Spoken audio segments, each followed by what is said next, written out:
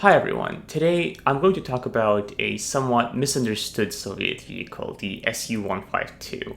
Now, I have covered it briefly in a previous video where I talked about what is and what isn't a tank destroyer and why the SU-152, despite its nickname the Beast Killer, is not a tank destroyer. But I didn't really go into great detail about what the SU-152 actually is, and so that's going to be the topic of today's video, where I'm going to tell you how these vehicles were used on the battlefield of the Great Patriotic War. So the SU-152 was developed fairly quickly in January of 1943 and accepted into service in February of 1943. Now, the Red Army has never had a heavy SPG before, so this was the first mass-produced heavy SPG. Of course, you had some things like the SU-14 that mounted the 152mm BR2 gun, but that was only a prototype. You had the KV-2 with its 152mm howitzer, but that was a tank, and so it was used in tank regiments, pretty standard. But the SU-152 was one of a whole new class of vehicle, and so a new kind of formation had to be created for this vehicle to be used in. Predictably enough, they were called Heavy SPG Regiments, or the full title was Heavy SPG Regiments of the Supreme Command Reserve, which kind of highlights the importance of these vehicles. And one regiment contained 310 men. These were plucked out of KV-1S units because you needed commanders and drivers and mechanics that were comfortable with the KV-1S chassis, which the SU-152 was built on. And each regiment had 12 SPGs in it. They were broken up into 6 batteries of 2 SU-152s each. The first regiment formed in the end of February of 1943, and 5 regiments were formed monthly after that. So the purpose of the self-propelled artillery regiment was, as the name implies, artillery. So they would carry out largely the same missions as towed ML2 gun howitzers, but obviously with greater mobility provided by the chassis. It was not a battering ram, so some people refer to the SU-152 as an assault gun. That kind of implies, it forms the armored spearhead that pushes into some kind of fortified region. That was not the case. The SU-152 was, in fact, mobile artillery. So even though the SU-152 entered production in February of 1943, they didn't really see battle until Kursk, so July of 1943. And since this was really the first trial by combat, there's a lot of focus on analyzing the experience in these battles. And it turned out that these new SPGs were quite good. They were quite useful at their prescribed role, which was artillery support of tank units. Like I mentioned, they were not frontline fighters. Some commanders were chastised actually for having these SPGs either mixed with the front line of their offensive or actually going in front of the medium tanks. This was deemed incorrect. The optimal location for the SU-152 was about 500, 600 meters behind the front line, and you would actually get either mobile artillery observers, so on foot or mounted in some vehicles, or in some cases, you actually had tanks in the first echelon that had their commander replaced with an artillery observer. In this case, these tanks were patched directly into the radio net of the SPG regiment and not reporting to the tank regiment or tank brigade that was being supported. Even if this was not the case, the commander of the artillery regiment was in direct radio contact with the commander of the tank brigade that was being supported, so the tanks and SPGs had to work very closely. Instructions also specified that the tank or the SPG regiment should not be broken up into batteries because it is imperative that the regiment commander had to be able to control his entire regiment rather than penny packeting these very valuable vehicles in just battery by battery, where they weren't able to get really any kind of result. So these were tactics on the offensive. On the defensive, again, SU-152s were not supposed to fight in the front lines. They were placed between 1 kilometer and 1.5 kilometers behind the front line of defense. And they had, like regular artillery, they had prepared positions. So these positions were concealed from observation, so likely dug into the ground with some camouflage netting above it. Since the ammunition capacity of the SU-152 was not very high, you also had extra ammunition in store in these positions, and so the SU-152s would fight from kind of like artillery. They would migrate between these different positions. They were allowed to exit concealment for 5 to 10 minutes to either for an artillery barrage or to deflect enemy tank attacks, but most of the time they spent in hiding. These weren't, like I said before, they weren't really for duking it out, 24/7 on the front lines. I already mentioned that the SU-152 was a very potent anti-tank weapon, and Soviet commanders already knew that the 152mm gun howitzer was very, very useful against enemy tanks or armor in general since like 1940. These were the first trials where this was the effect of the gun was tested against armor, and of course these SPGs were used in an anti-tank role. Now, as I mentioned, they were on the offensive 400 to 600 meters away from the front line. On the defensive, they were up to 1.5 kilometers away from the front line. The manuals said there's absolutely no problem with these distances. The maximum range at which tanks can be destroyed was given as 2 kilometers, and there were actually examples referenced where enemy tanks were destroyed at a range of 2,500 meters, so 2.5 kilometers.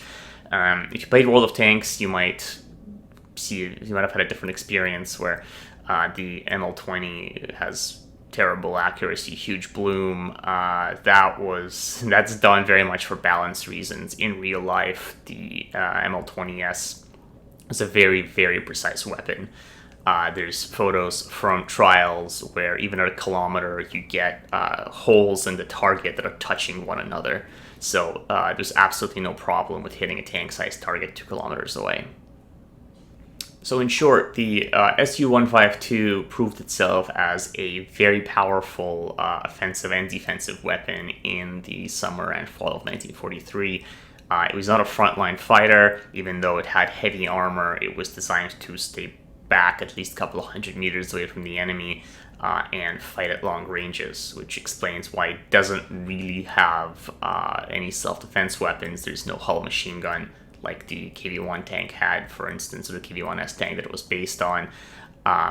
It was just not, it was artillery. It was supposed to fight from at a greater range. If you had enemies breaking through and coming up close to it, then things are going terribly wrong. That wasn't, you're using your assault gun, or rather your SPG incorrectly at that point.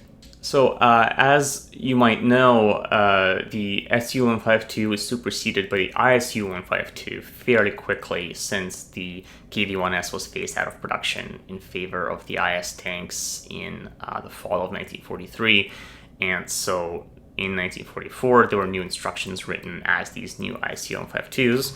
I have a model here. Unfortunately, I don't have a SU-152 to compare it to, but generally same sort of vehicle, immobile casemate, 152mm ML-20S gun howitzer, but just the chassis is from an IS tank rather than a KV-1S. And so new instructions were obviously written for these SPGs. Now, these instructions, it's actually quite interesting to compare them to these the old SU-152 instructions, because they are different. So in many ways they're similar. So for example, the SPGs still form the second line of any attack, but they follow 300 to 500 meters behind the medium tanks, so about 100 meters closer than the SU-152s are instructed to move. And this time you actually get a defined area where these guns can operate. So the ISU-152 regiment operates on an area between 1 kilometer and 1.5 kilometers wide, which is less than the maximum range of any gun. So theoretically, any ISU-152 can cover its comrades if needed. There was another measure that was specified in the ISU-152 manual to keep these very valuable weapons safe in battle. It's that they needed protection. So the flanks would have to be protected by medium tanks, and actually every single vehicle would be accompanied by submachine gunners. So this likely is reaction to what I mentioned earlier. The SU-152 didn't really have any kind of self-defense weapons. And so if an enemy infantry got close, now at least the ISU-152s had tanks covering them and submachine gunners that could keep enemy infantry off their back. Now in the defensive, things get a little bit more interesting. Your ISU-152s still fight in the second line of defense, just like the SU-152s, but they start out a lot closer. So the first screening force is positioned 500 to 600 meters behind your first line, and the core of the force is actually further behind that, so 1,300 to 1,800 meters for the first line. This is actually one of the very few cases I've seen that authorizes a commander to split up a heavy tank or heavy SPG regiment, but naturally you still couldn't go too far. These vehicles would still fight as a single unit. Same as with the SU-152.